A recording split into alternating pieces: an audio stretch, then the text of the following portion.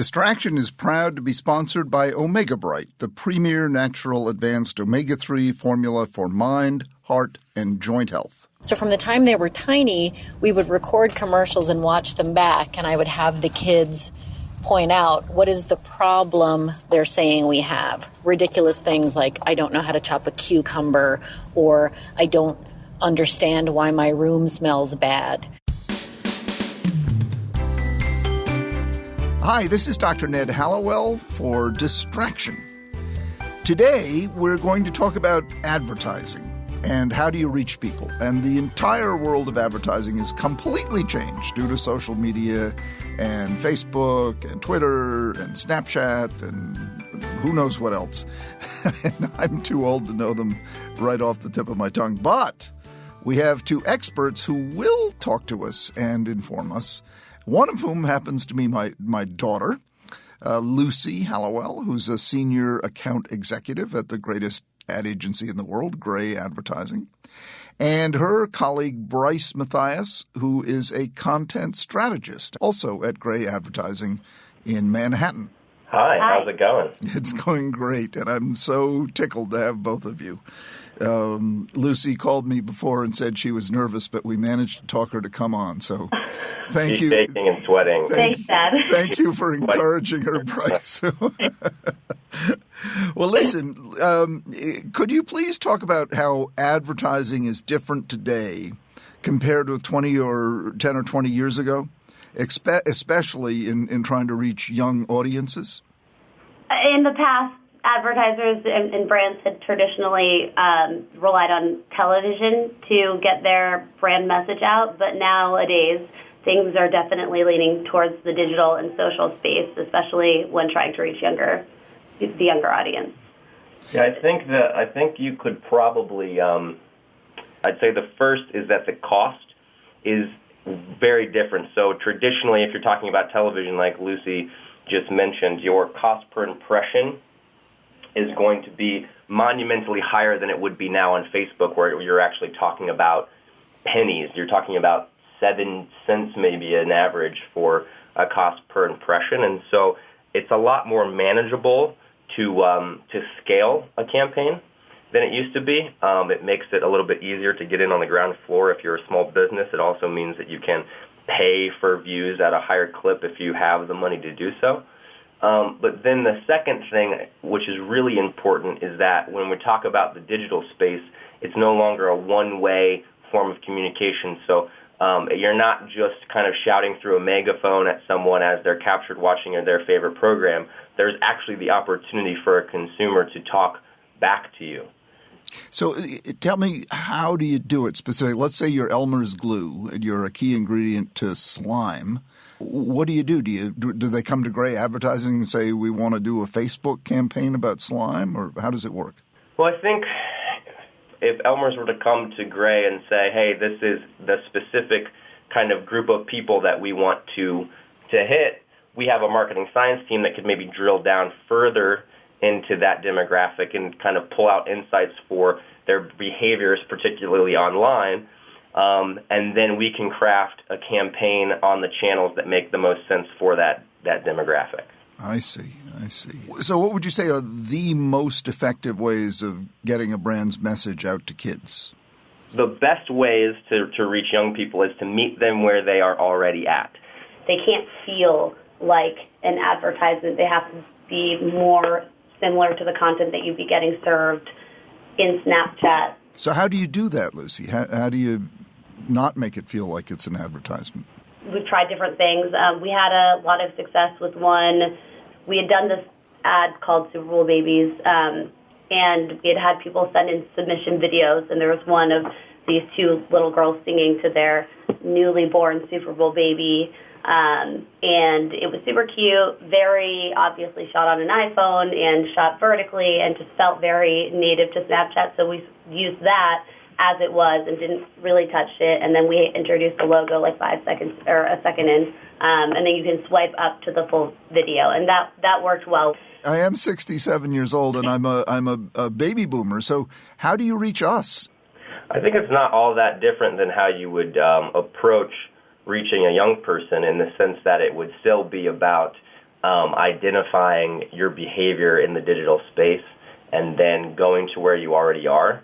Where I think it would be different is that young people tend to be so savvy and so cynical about brand messaging that you have to be very careful in terms of the messages that you craft because they are going to talk back to you. Mm-hmm. Whereas as a boomer, you are probably more primed to receive kind of more earnest and more straightforward messaging. Mm-hmm. Also, just to in terms of thinking about your current stage in your life, a young person isn't necessarily going to have the disposable income to purchase something. So if we're talking about, like, if we go back to the slime example, you want to energize a young person around the cool factor of creating the slime and then get their parents to go and buy it, but then you're going to want to hit their parents with a more practical message around how the glue can be used in other applications, and you probably also want to reassure them that the slime isn't going to destroy their house. So it's kind of think about creating an experience for your campaign. And you said the younger people are a lot more cynical and more savvy than old dinosaurs like me. How do you get into their head without letting them know you're getting into their head? In other words, how do you sell without selling? I think you actually, you lean into the fact that you are selling. So okay. You be very, very honest.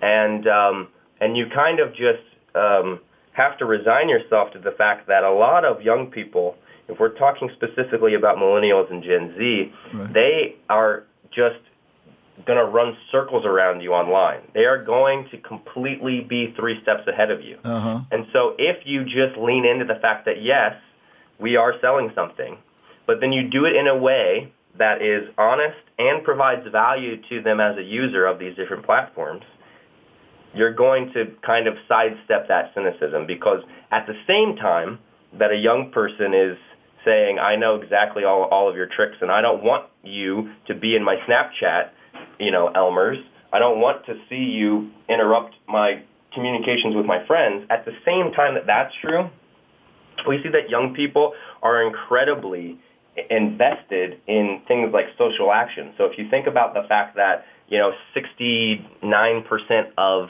young people have volunteered over the past year, if you take a look at the different kind of cause spaces that they care about, if you lean into something that they are passionate about and you drive a relevance with them, then they're going to not see you just as wanting to sell something. They're going to see you as a value to themselves or something that they care about, and that allows you to say, oh, and by the way, buy some Elmer's glue. This is such, as you have gleaned, such new territory for me. Even though my daughter works in the field, I don't really know what she does. I've seen her ads, of course, the Super Bowl babies and whatnot, but I don't know all that goes into it behind the scenes. It's very complicated.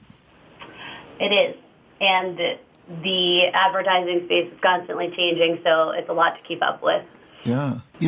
Just in listening to both of you, we live in an age where so many people are so very cynical, and yet both of you don't sound cynical at all. In fact, you're stressing the importance of being transparent, of leaning in, of being direct,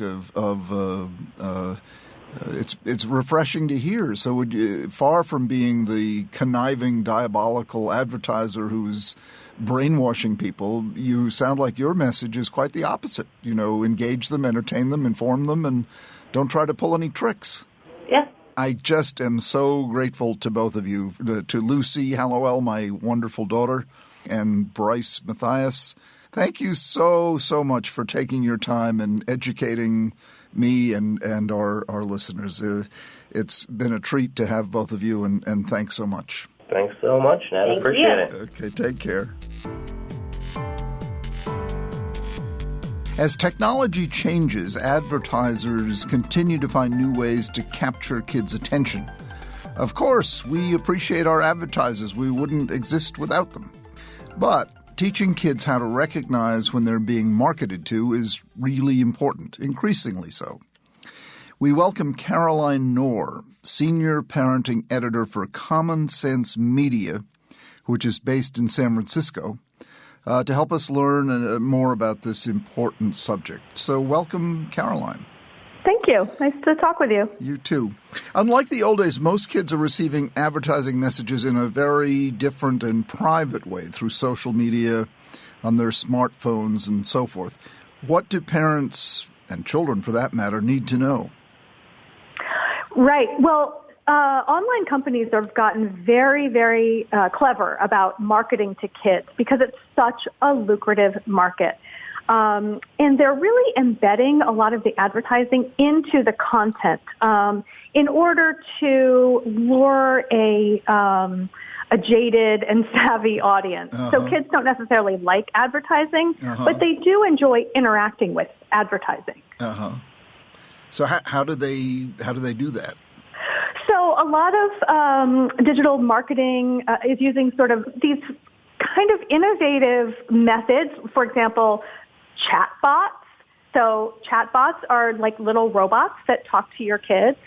A good example of that is, there might be a famous celebrity who's marketing products through or representing a company like CoverGirl Makeup or something like that.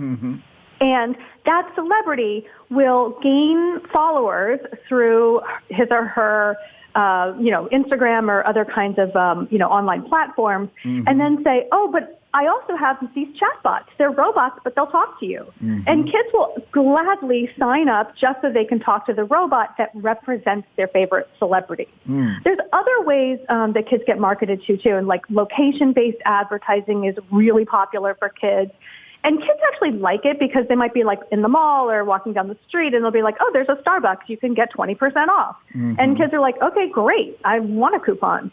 But, all of this marketing tracks kids and can, really, I think, impinge on their privacy.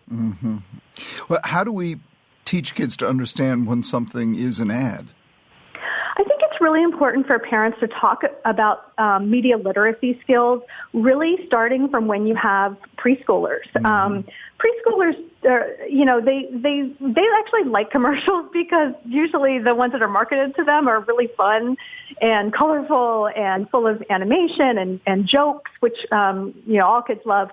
But you can say to your preschooler, what is this show about? Because the preschooler won't know that it's a commercial. They'll think it's a show. And what is this show about? And then that helps develop that ability for a preschooler to understand that somebody put that out there. Somebody created that. And so eventually you can turn that conversation into who made that ad. And then once your kids become 7 or 8, then they can really understand someone created that ad.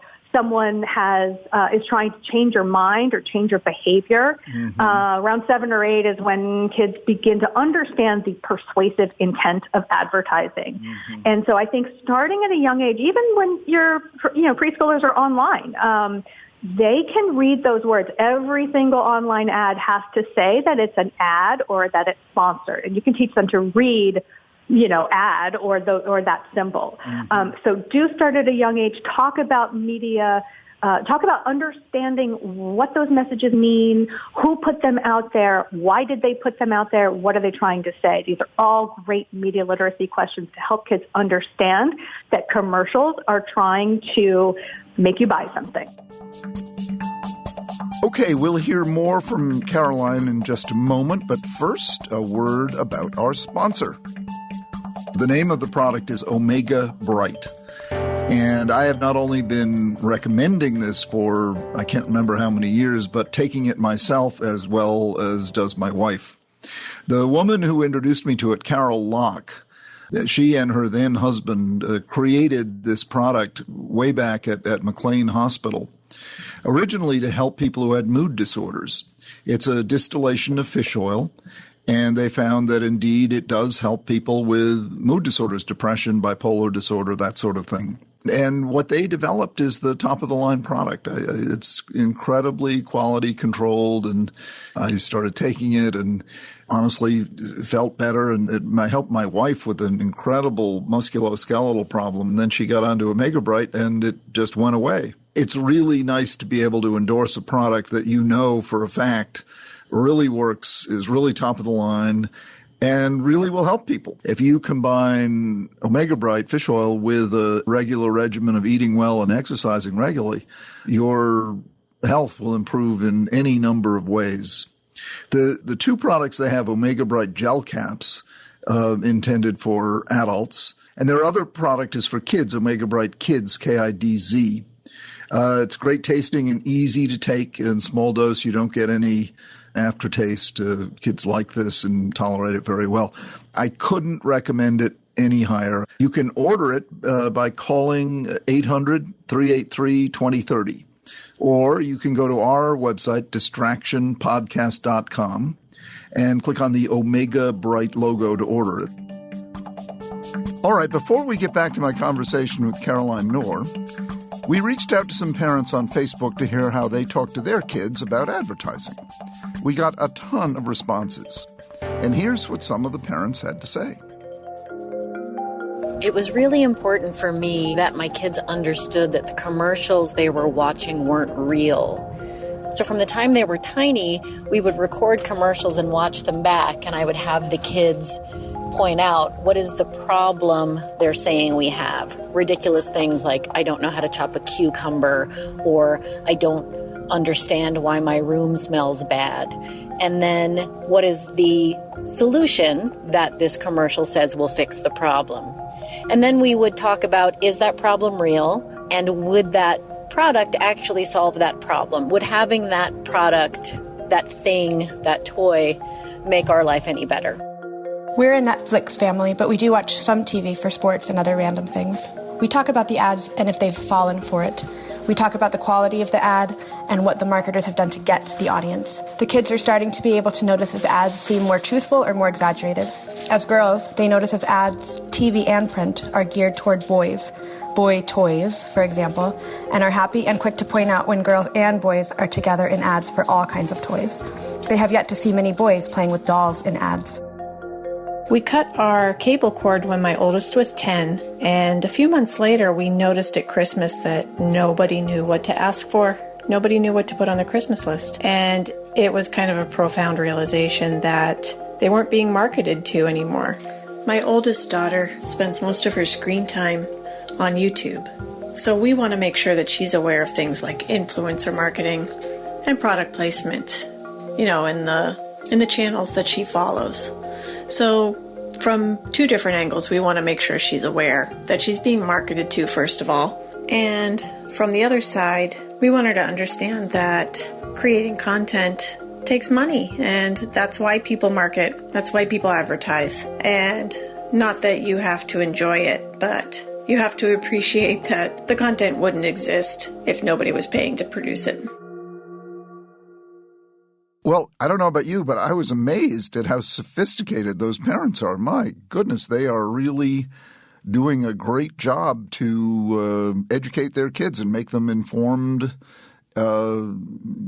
consumers.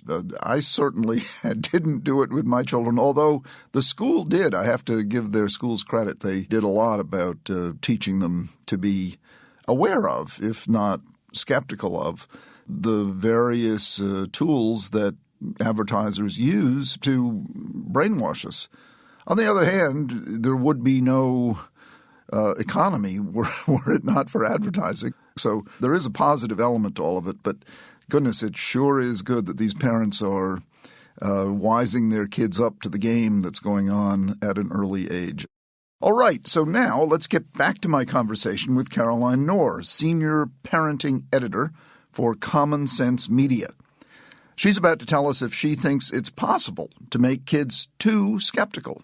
At Common Sense Media, we do advocate for parents to raise media literate kids. So, have some, I think it's important to have a little bit of skepticism. And that's important because, parents are really the only mitigating factor between the marketing machine that is really just trying to target your kid from all sides and those messages and your kid. Parents are really the only way that these messages can get filtered. So the reason why we want to create media literacy kids is so they don't accept things at face value, so they do become smart consumers, and so they're able to tell the truth and have some critical thinking skills around the information that's coming at them so they can make good decisions in every aspect of their lives. Sure. And in the other direction, what should we be teaching them about privacy? Right. Privacy is a really interesting question because a lot of the research shows that parents don't really seem to care about it that much, and kids don't really care about consumer privacy. Uh-huh. Now, kids do care about relationship privacy. So they do like to have social media that is not, revealing of everything they're writing to everybody. So they do like that. But when it comes to consumer privacy, and that's the issue where companies, track your online behavior and use different types of devices like cookies and other sort of, data tracking tools to follow where you go around the web and other things too. I mean, they'll follow you if you go to Safeway as well. And it all creates a consumer profile on you that basically those companies can use to sell your data, and that's lucrative for them. So it's very tough to make parents and kids feel a sense of urgency about protecting their privacy because a lot of times it translates into them getting a deal, okay, if this company likes me, then I'm going to get a coupon. Right. But where it matters is when we have really invasive and intrusive advertising that is reaching kids that may be for age-inappropriate products or, marketing messages that conflict with your family's values. Or any other kind of marketing messages that you just want to be able to intervene, between, your kid and what they're seeing. E-cigarettes and alcohol are very heavily marketed to kids. Talk about where kids see those kinds of ads and what can we do about it? Very interestingly, the e-cigarette marketers are using the same strategies as, the big traditional cigarette companies used to use to get new users, before they were highly regulated. Yeah. And what the big cigarette marketers, Marlboro, Philip Morris, all of those, what they did was they put their ads in convenience stores. And because they were highly regulated in other places, you wouldn't see a smoking ad necessarily in a magazine or in a regular store, but you saw them in convenience stores. That's exactly what the e-cigarette marketers are doing as well. It's a strategy, and it's partly because many of the e-cigarette companies are owned by the big traditional cigarette companies. So your kid walks into a 7-Eleven or Quickie Mart, whatever it is, a Wawa, they're going to see tons of e-cig products and e-cig marketing. That's because that's where kids shop. That's where they go to buy their snacks or whatever. So it's something for parents to be aware of because it's probably something that isn't totally on your radar because a lot of parents don't necessarily shop at those places or they're not looking at that, but kids are. And the other thing about e-cigarettes is that they've gotten to be really almost like a status symbol, and they have a kind of a viral, I would say, influence on the internet. So, for example, on YouTube, there are lots of these people who have their own channels who do what's called vape tricks. I don't know if you've ever heard of that, but vape tricks are basically like you can take a bunch of vapor into your mouth, I guess it is, and, it's almost like blowing smoke circles or whatever it was, but they do all these crazy vape tricks, and kids really like that. And it's not necessarily that it's an advertisement, but it absolutely makes these products seem cool, interesting, and like a fun, party trick. This is all so interesting, Caroline. I thank you so much for joining us. It's really, really useful advice that all of our listeners will benefit from. Great. Well, we love your podcast, and you're doing great work on distractions. Thank you so much, Caroline. Take care. Bye-bye. Bye-bye. Well, we've heard a lot about advertising from various experts, including my daughter, and I've had my eyes opened in terms of how much I do not know, but should know, at least if I had children in the ages that most of you probably have children. We ought to know how information is being disseminated to all people of all ages. And unless you're a dinosaur like me at age 67, Facebook and Twitter and Snapchat and all the others are becoming ever, ever, ever more important. We really owe it to ourselves and our children to understand how information is being disseminated, and also to develop a method of evaluating and trying to separate out truth from falsehood. You know, I abhor the phrase alternative facts. Just call them what they are, lies. We need to bring back an era of plain speaking and leave the era of spin doctoring. A lie is a lie, a truth is a truth. Not always easy to tell them apart. Well, I hope this has been an eye-opener for you. It certainly has been for me. I'd love to continue the dialogue. Please email us your comments, your questions, your ideas for a new show. We rely on your participation. We are attempting to grow and create this wonderful community of connection. We want to hear from you. We need to hear from you. And when we do hear from you, we will respond. We will create a show around what you suggest. This is Dr. Ned Hallowell for the podcast Distraction. Remember to check out our sponsor, Omega Bright. Go to omegabright.com, a 100% natural and advanced omega-3 formula. Call 1-800-383-2030. That's 1-800-383-2030. Or go to distractionpodcast.com and click on the Omega Bright logo, or go directly to Omega Bright's site and order the product. It is a life saver, life extender, life enhancer for sure. Distraction is produced by Collisions, the podcast division of CRN International. Collisions, podcasts for curious people. Our producer is Sarah Gurton. Our sound engineer is Scott Person, and our music was created by Mark Berman.